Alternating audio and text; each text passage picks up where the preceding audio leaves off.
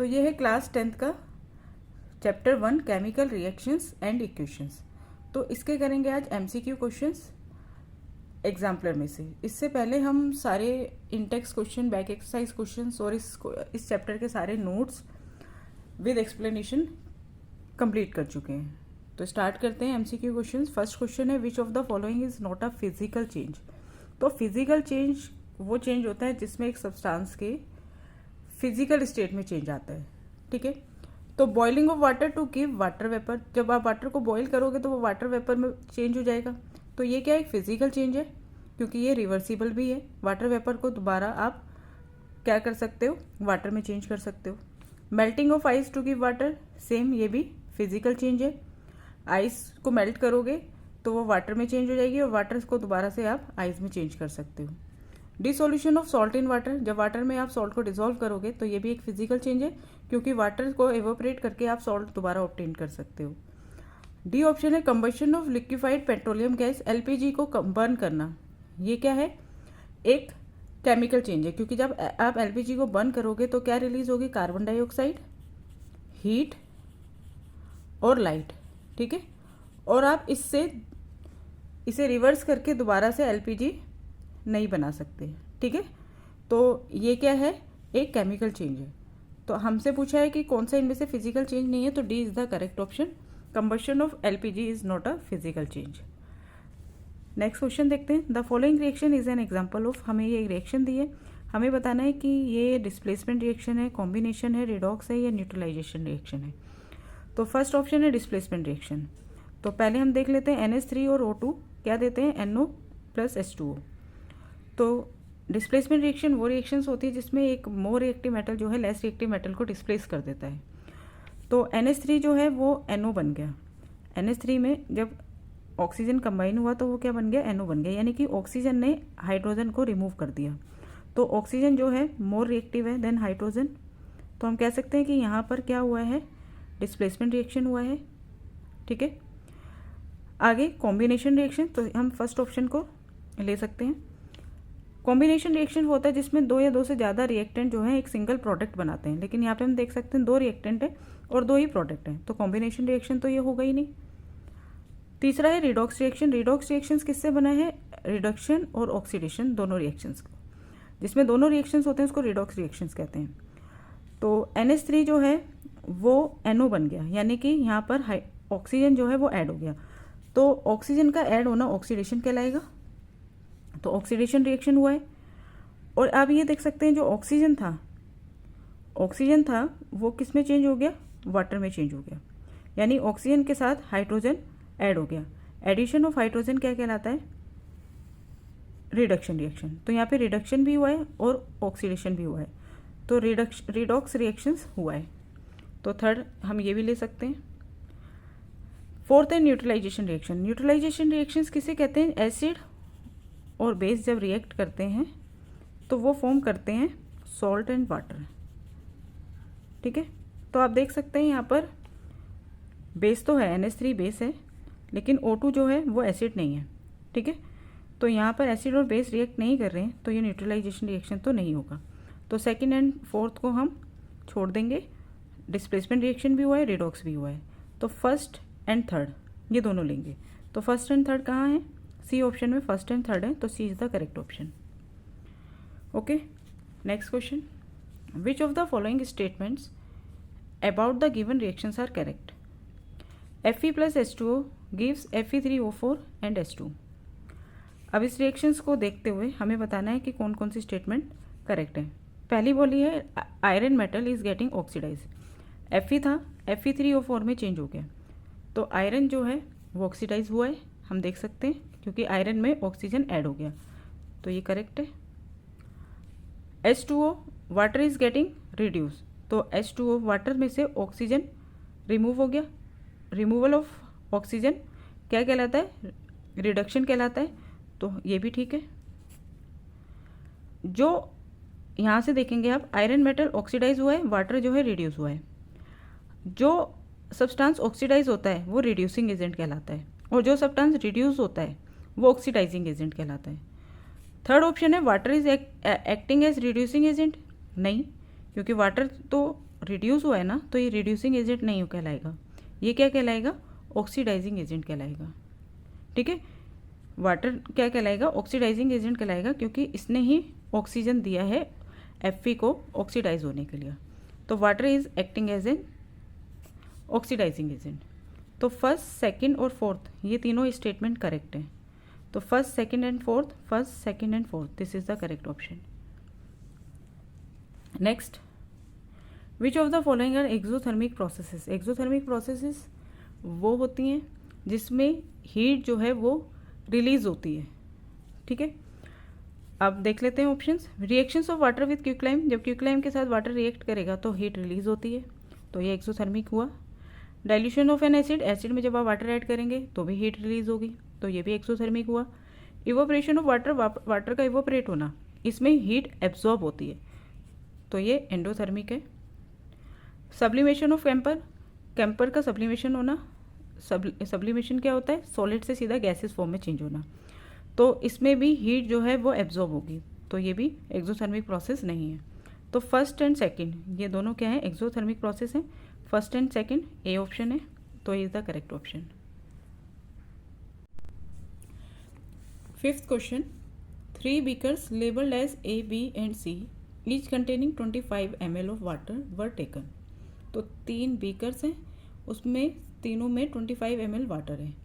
A small amount of NaOH, sodium hydroxide, anhydrous यानी कि dry, CuSO4 copper sulphate and NaCl sodium chloride were added to the beakers A, B and C respectively. Respectively का मतलब हो गया कि A beaker में क्या add करा है, NaOH, B बीकर में एनहाइड्रेस CuSO4 और C में NaCl। It was observed that there was an increase in the temperature of the solution contained in beaker A and B, whereas in case of beaker C, the temperature of the solution falls. Which one of the following statement is or are correct? तो हमें बताना है कि कौन सी statement correct है। जब temperature बढ़ा है, तो टेम्परेचर बढ़ने का मतलब है, किसी भी बीकर का अगर टेम्परेचर बढ़ा है तो उसका मतलब है उसमें हुआ है एक्सोथर्मिक रिएक्शन, यानी कि हीट जो है वो रिलीज हुई है। जब हीट रिलीज होती है तो टेम्परेचर इंक्रीज होता है, और जिसमें तो ए और बी में क्या हुआ है, टेम्परेचर बढ़ा है ना, तो हम कह सकते हैं कि A and B, beaker A and B exothermic process has occurred. Exothermic process हुआ है और हीट रिलीज हुई है, जिसके कारण टेम्परेचर इंक्रीज हुआ है। और सी के बारे में क्या कहा गया है, in beaker C temperature of the solution fall, तो टेम्परेचर कम हुआ है। तो टेम्परेचर कम कब होगा, जब हीट एब्जॉर्ब होगी, उसमें से हीट एब्जॉर्ब कब होगी, जब एंडोथर्मिक प्रोसेस हुआ होगा। ठीक है, तो हम कह सकते हैं सी में कौन सा प्रोसेस हुआ है, एंडोथर्मिक। तो फर्स्ट ऑप्शन करेक्ट है, क्योंकि A and B, in beaker A and B exothermic process has occurred. C B में कहा है in beaker A and B endothermic process, ये गलत है। In beaker C exothermic process, ये भी गलत है। In beaker C endothermic process has occurred, ये सही है। ठीक है, एक्सोथर्मिक प्रोसेस में हीट रिलीज होती है तो टेम्परेचर जो है वो बढ़ जाता है, और एंडोथर्मिक प्रोसेस में हीट एब्जॉर्ब होती है तो जो टेम्परेचर है वो क्या हो जाता है, डाउन हो जाता है। तो फर्स्ट एंड फोर्थ ये दोनों करेक्ट स्टेटमेंट है। तो फर्स्ट एंड फोर्थ क्या है, सी ऑप्शन है, तो C is the correct option. तो सिक्स्थ क्वेश्चन, अ dilute ferrous sulphate solution. Ferrous sulphate जिसे हम कहते हैं FeSO4, ठीक है, was gradually added to the beaker containing acidified permanganate solution। Acidified permanganate solution, permanganate solution या पोटेशियम परमैंगनेट सॉल्यूशन, उसका क्या फॉर्मूला होता है, पोटेशियम परमैंगनेट सॉल्यूशन। इसका कलर होता है ब्लू, पर्पल, सॉरी ब्लू नहीं पर्पल कलर होता है। और ये एसिडिफाइड यानी कि इसमें थोड़ा सा मिला हुआ है एसिड, सल्फ्यूरिक एसिड H2SO4। ठीक है, the light purple colour of the solution, ये जो सॉल्यूशन है जिसमें क्या है, थोड़ा सा एसिड है, इसको जब इसमें जब FeSO4 ऐड करा जाता है तो लाइट पर्पल कलर जो है सॉल्यूशन का, इसका वो फेड हो जाता है, solution fades and finally disappear, फिर पूरा डिसअपियर हो जाता है। Which of the following is the correct explanation for the observation. अब हम ये देख लेते हैं FeSO4 पोटेशियम पर मैग्नेट प्लस H2SO4 क्या देगा। Fe2SO4 ये क्या था हमारा फेरिक सल्फेट, ये चेंज हो जाएगा फेरिक सल्फेट में, plus potassium sulphate plus manganese sulphate plus water. ठीक है, ये सब चीज़ें ऑब्टेन्ड होंगी। अब आप इस इक्वेशन से ये समझेंगे कि यहाँ हमारे पास था फेरस सल्फेट और अब बना है फेरिक सल्फेट। ये फॉर्मूला कैसे बना होगा, जब आयरन के 2 पॉजिटिव चार्ज हैं और सल्फेट के 2 नेगेटिव चार्ज हैं। और Fe2SO4 में आप देख सकते हैं यहाँ आयरन के कितने चार्ज हो गए हैं, 3 + 3 हो गए ना, तभी ये सल्फेट के साथ 3 गए। तो अब यहाँ पे 2 से 3 कब हुए होंगे, जब इलेक्ट्रॉन लूज हुए होंगे। ठीक है, इलेक्ट्रॉन लूज होने का मतलब पॉजिटिव चार्ज का बढ़ना होता है। तो जब यहाँ पे 2 चार्ज थे, ये 3 हो गए, तो इसका मतलब यहाँ पर आयरन ने इलेक्ट्रॉन लूज करे हैं। तो जब इलेक्ट्रॉन का लूज होना भी ऑक्सीडाइज कहलाता है। तो यानी FeSO4 जो है वो ऑक्सीडाइज हुआ है, और इसे ऑक्सीडाइज किया किसने है, KMnO4, क्योंकि ये एक स्ट्रॉन्ग ऑक्सीडाइजिंग एजेंट है। ठीक है, तो आप इस चीज़ से समझ सकते हैं कि कौन सा करेक्ट ऑप्शन होगा। KMnO4 पोटेशियम पर मैग्नेट एक ऑक्सीडाइजिंग एजेंट है, और इट ऑक्सीडाइज, इसने FeSO4 को ऑक्सीडाइज किया है किसमें, फेरिक सल्फेट में ऑक्सीडाइज कर दिया। ठीक है, तो A is the correct option. हमें और ऑप्शन कंसीडर करने की ज़रूरत ही नहीं है, इस इक्वेशन से हमें करेक्ट ऑप्शन मिल गया। Next question,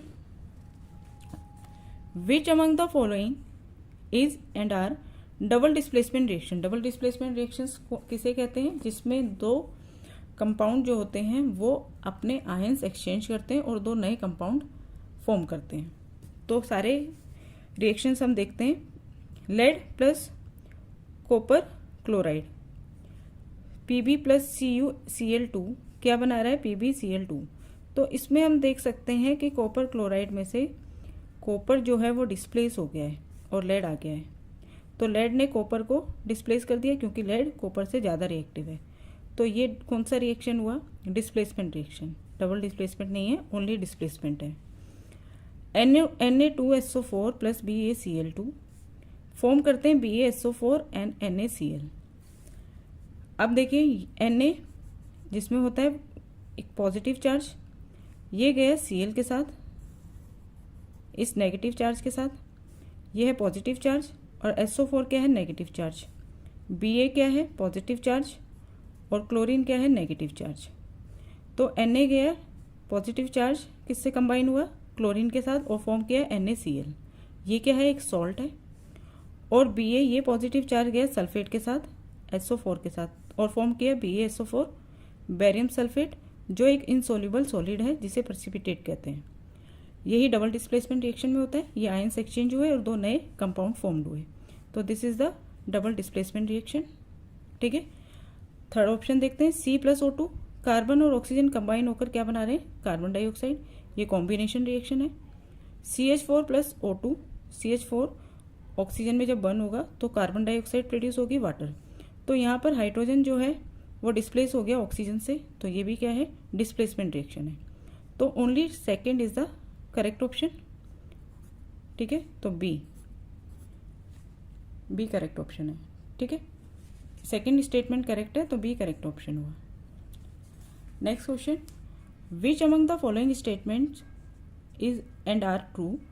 exposure of silver chloride to sunlight for a long duration turn grey due to. Silver chloride AgCl, जब आप इसे एक्सपोज करेंगे सनलाइट में, ठीक है, तो ये क्या होता है, सिल्वर क्लोराइड ये वाइट कलर का है। सिल्वर क्लोराइड क्या होता है, इसका कलर होता है वाइट। जब आप इसे लॉन्ग ड्यूरेशन के लिए सनलाइट में रखेंगे तो ये ग्रे में चेंज हो जाएगा। ड्यू टू किसकी वजह से, formation of silver by decomposition of silver chloride. जब इसे आप सिल्वर क्लोराइड को सनलाइट में रखते हैं तो क्या फॉर्म होता है, सिल्वर प्लस क्लोरीन। ठीक है, बैलेंसिंग करेंगे तो क्लोरीन के यहाँ पे 2 एटम है तो यहाँ पे 2 पुट कर देंगे और सिल्वर के भी 2 बनाने के लिए यहाँ पे 2 पुट कर देंगे। ये इक्वेशन होती है। तो यहाँ पर सिल्वर जो है वो फॉर्म्ड होगा किसकी वजह से, सिल्वर क्लोराइड जो है जब वो डिकम्पोज होगा, सिल्वर क्लोराइड का डिकम्पोजिशन सिल्वर जो है वो प्रोड्यूस करेगा। तो हम देख सकते हैं फर्स्ट ऑप्शन जो है इसमें लिखा है फर्स्ट स्टेटमेंट में, the formation of silver by decomposition of silver chloride, ये क्या है, सही है। ये वाइट कलर का होता है और ये किस में चेंज हो जाता है, सिल्वर ग्रे में। तो only first is the correct option ए।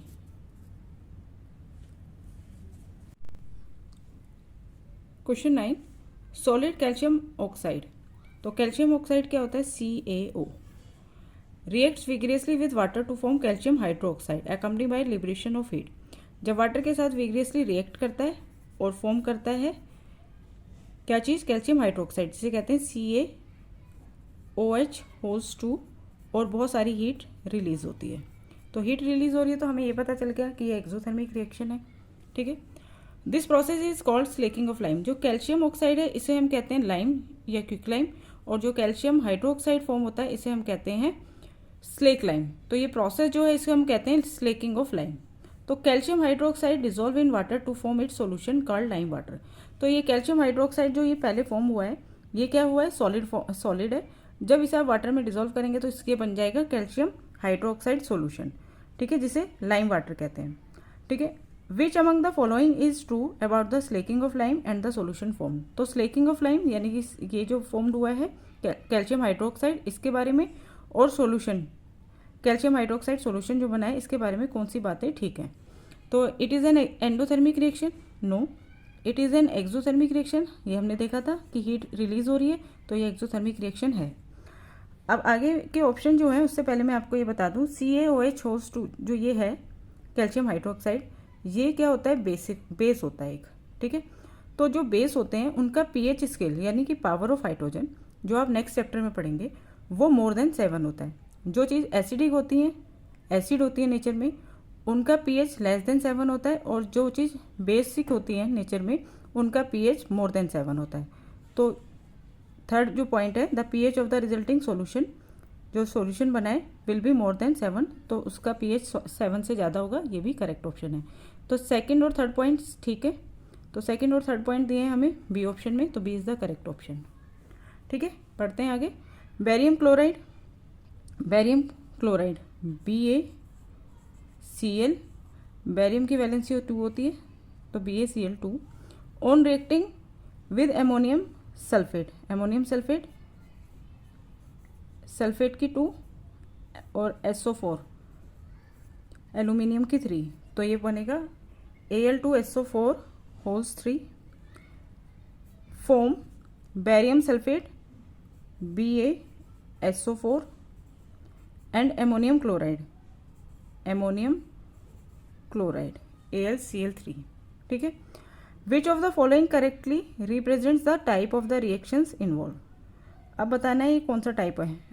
ठीक है, पहला बताया इन्होंने डिस्प्लेसमेंट रिएक्शन, नहीं। प्रेसिपिटेशन रिएक्शन, अब जो ये रिएक्शन हुआ है हम इसको देख सकते हैं कि ये हमने डबल डिस्प्लेसमेंट रिएक्शन में करा था। ये बेरियम जो है पॉजिटिव चार्ज ये गया है सल्फेट के साथ, इस नेगेटिव चार्ज के साथ जो एल्यूमिनियम है पॉजिटिव चार्ज ये गया है क्लोरीन के साथ। ठीक है, इस तरह से फॉर्म हुए। अब इसमें ये AlCl3 जो है ये एक सॉल्ट सॉल्यूशन है, और BaSO4 ये एक इनसोल्यूबल सॉलिड है जिसे प्रेसिपिटेट कहते हैं। तो जिसमें प्रेसिपिटेट फॉर्म होता है उसे प्रेसिपिटेशन रिएक्शन कहते हैं, ये ठीक है। कॉम्बिनेशन तो ये कहीं से भी नहीं है, डबल डिस्प्लेसमेंट रिएक्शन भी है ये। ठीक है, तो सेकंड और फोर्थ ट्रू है, तो सेकंड एंड फोर्थ किस में दिए हैं, second and fourth D option में, तो D is the correct option. Next, electrolysis of water is decomposition reaction. Electrolysis of water में से जब हम इलेक्ट्रिसिटी पास करते हैं तो ये डिकम्पोज हो जाती है हाइड्रोजन और ऑक्सीजन में। ठीक है, H2O, जब इसमें से इलेक्ट्रिसिटी पास करेंगे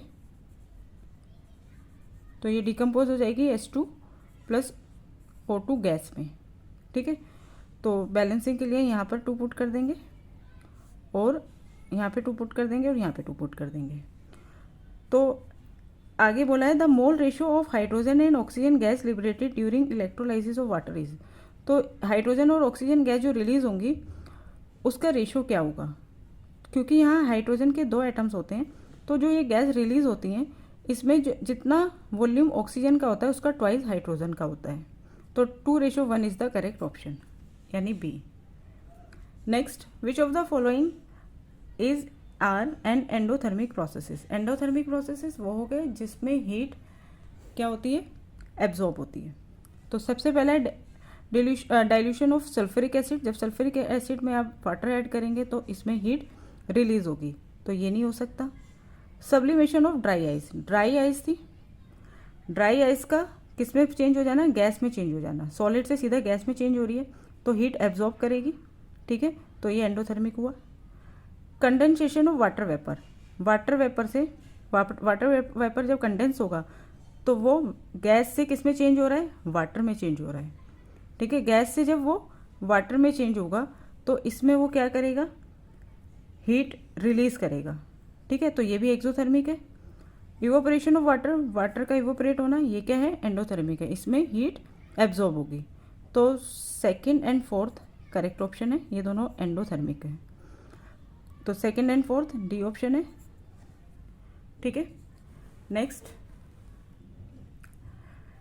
इन the double displacement reaction between aqueous potassium iodide and aqueous lead nitrate, लिख देते हैं potassium iodide, potassium iodide plus aqueous solution of lead nitrate. Lead nitrate Pb, nitrate हो गया NO3, लेड की वैलेंसी 2 होती है, ठीक है।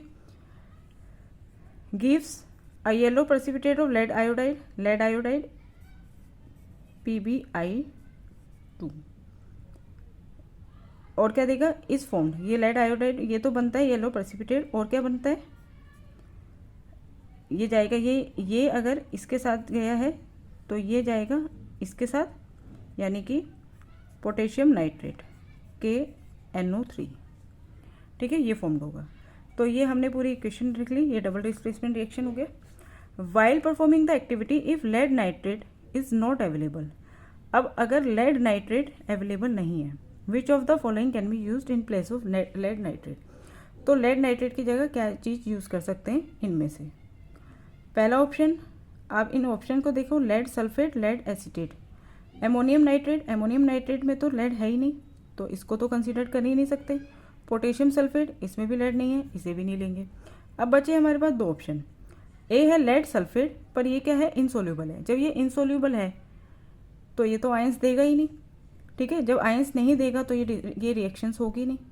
तो अब कौन सा ऑप्शन बचा, लेड एसीटेट, तो B is the correct option. तो 14th क्वेश्चन है, which of the following gases can be use for storage of fresh sample of an oil for a long time. तो जो फूड जो oil में बना है उसको लॉन्ग टाइम तक फ्रेश रखने के लिए किस गैस का यूज़ कर सकते हैं। तो फर्स्ट है कार्बन डाइऑक्साइड और ऑक्सीजन। तो जहाँ पर भी ऑक्सीजन होगा, ऑक्सीजन तो ऑक्सीडेशन करता है, ठीक है, और फूड जो है ऑक्सीडाइज होकर क्या हो जाता है, रेंसिड हो जाता है, अनफिट हो जाता है। तो जहाँ पे जो भी ऑप्शन जिसमें भी ऑक्सीजन है ये तो हम कंसीडर करेंगे ही नहीं, ठीक है, ये तो हो ही नहीं सकती। कार्बन डाइऑक्साइड और हीलियम तो ठीक है, लेकिन कार्बन डाइऑक्साइड जो है वो भी रिएक्ट करती है। डी पार्ट है हीलियम और नाइट्रोजन। हीलियम जो है वो एक नोबल गैस है, इनर्ट गैस है, और नाइट्रोजन जो है वो क्या है, नाइट्रोजन एक्ट करती है एज एन एंटीऑक्सीडेंट। तो D is the correct option, ठीक है। Next, the following reaction is use for the preparation of oxygen gas in the laboratory. KClO3 heat देने पर क्या फॉर्म करता है, KClO2, ठीक है। अब इसमें बताना है which of the following statements are correct about the reaction. It is a decomposition reaction, ये तो हम देख सकते हैं, एक सब्सटेंस जो है वो 2 या 2 से ज़्यादा सब्सटेंस सिंपल सब्सटेंस में डिकम्पोज हो गया, तो इसे डिकम्पोजिशन रिएक्शन कह सकते हैं। एंड एंडोथर्मिक इन नेचर, और हीट जो है एब्जॉर्ब कर रहा है, तो एंडोथर्मिक भी है, तो ए सही है, ठीक है। बी भी देख लेते हैं, it is a combination reaction. No, combination reaction क्या होता है, 2 या 2 से ज़्यादा सब्सटेंसेस कंबाइन होकर एक सिंगल सब्सटेंस बनाते हैं, ठीक है, तो ये तो नहीं है इसमें। C it is a decomposition reaction and accompany by release of heat, heat release नहीं हो रही है, डिकम्पोजिशन रिएक्शन तो है लेकिन यहाँ पे हीट रिलीज नहीं हो रही है, हीट एब्जॉर्ब हो रही है। D it is a photochemical decomposition, photochemical decomposition के लिए अब क्या होनी चाहिए थी, फोटो यानी कि लाइट होनी चाहिए थी, लाइट तो है नहीं यहाँ पर, तो डी भी करेक्ट नहीं है। और आगे बोला एक्सोथर्मिक, एक्सोथर्मिक भी नहीं है क्योंकि यहाँ हीट एब्जॉर्ब हो रही है, तो हम जाएंगे ए ऑप्शन के साथ, it is a decomposition reaction, ठीक है, क्योंकि यहाँ एक कंपोनेंट जो है वो दो कंपोनेंट में क्या हो रहा है, डिवाइड हो रहा है, स्प्लिट हो रहा है, और ये एंडोथर्मिक है क्योंकि यहाँ हीट एब्जॉर्ब हो रही है। Next, which of the following processes involve chemical reactions, तो कौन सा प्रोसेस जो है उसमें केमिकल रिएक्शंस होता है। Storing of oxygen gas under pressure in A gas cylinder, तो सिर्फ ऑक्सीजन गैस को स्टोर करना गैस सिलेंडर में हाई अंडर प्रेशर के साथ, तो ये कोई केमिकल रिएक्शंस नहीं है। लिक्विफिकेशंस ऑफ एयर, एयर को लिक्विड फॉर्म में लाना, ये भी कोई केमिकल रिएक्शन नहीं है। Keeping petrol in A China dish in the open, तो चाइना डिश में जब आप पेट्रोल रखोगे तो वह इवेपोरेट हो जाएगा, this is also physical change. Heating copper wire in presence of air at high temperature, तो यहाँ पे क्या हो रहा है, कंबशन हो रहा है कॉपर वायर का, तो हीट रिलीज होगी, ठीक है, हाई टेम्परेचर में, तो ये क्या है, एक केमिकल रिएक्शन है, D is the correct option. Next question, in which of the following chemical equation the abbreviations represent the correct statements of the reactant and products involve at reaction temperature, तो हमें बताना है कि कौन से equations में सही एब्रीविएशन यूज हुआ है। तो पहले में देखो H2O2 H2O, H2 लिक्विड है, O2 लिक्विड है, H2O गैस है, नो, H2 गैस है, O2 लिक्विड है, H2O लिक्विड है, ये भी गलत है ना। H2O2 दोनों गैस है और जो वाटर फॉर्म हुआ है वो लिक्विड है, this is the correct option, ठीक है। H2O2 ये क्या है, कॉम्बिनेशन रिएक्शन, H2 और O2 कंबाइन होकर वाटर फॉर्म करेंगे, और H2 और O2 दोनों क्या होंगे, गैस होंगे, और वाटर क्या होगा, लिक्विड स्टेट में होगा, तो C is the correct option, ठीक है। 18th, which of the following are combination reaction, combination reaction में क्या होता है, दो या दो से ज़्यादा सब्सटेंस आपस में कंबाइन होते हैं और एक सिंगल सब्सटेंस फॉर्म करते हैं, ठीक है। तो पहले वाला देख सकते हैं हम, ये तो होगा नहीं क्योंकि यहाँ तो एक सिंगल सब्सटेंस है और दो सब्सटेंस फॉर्म कर रहा है, ठीक है, रिएक्टेंट में एक है और प्रोडक्ट में दो हैं, तो ये तो होगा नहीं। MgO प्लस H2O, यहाँ पे भी क्या हो रहे हैं, दो सब्सटेंस कंबाइन होकर एक सिंगल सब्सटेंस बना रहे हैं, ये करेक्ट है।